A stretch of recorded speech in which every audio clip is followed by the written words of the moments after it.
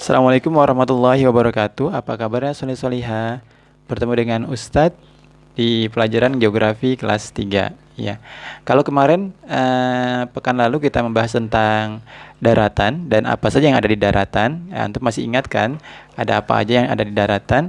Ya, ada pegunungan, ada bukit, kemudian ada dataran, dataran rendah, dataran tinggi, kemudian juga ada hutan, ya.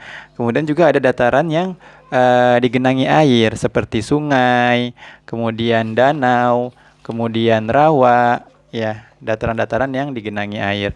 Nah, kali ini kita akan bahas tentang lautan, ya, karena bumi ini tidak hanya ada dataran, juga ada lautan, ya. Apa yang dimaksud dengan lautan? Lautan merupakan kalau disebut lautan adalah laut yang luas, ya, bukan hanya laut yang kecil, ya, atau disebut juga samudra, ya, samudra yang luas. Nah, sedangkan kalau laut adalah kumpulan air asin yang sangat banyak dan luas di permukaan bumi yang membagi daratan menjadi benua dan pulau. Disebut laut, itu yang namanya laut adalah kumpulan air asin yang banyak, sangat banyak, ya. Nah, banyaknya tidak bisa dihitung, ya, banyaknya, ya, yang kemudian membagi permukaan bumi ini menjadi daratan, benua dan pulau yang ada di lautan tadi. Nah, kalau lautan yang luas tidak berujung, maksudnya tidak berujung itu sejauh mata memandang itu tidak terlihat pulau-pulau dan benua, tidak terlihat daratan, maka disebut samudra. Kalau masih terlihat daratan, seperti misalkan kalau antum ke Pulau Seribu, itu kan antum berada di laut, ya, tapi antum masih bisa melihat pulau-pulau daratan, ya, masih terlihat daratan, maka itu masih disebut laut.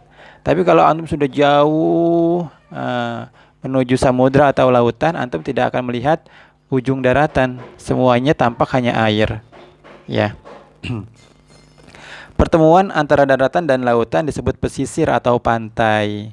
Nah, antara pinggir laut atau tepi laut dengan daratan disebut juga pesisir atau pantai, ya.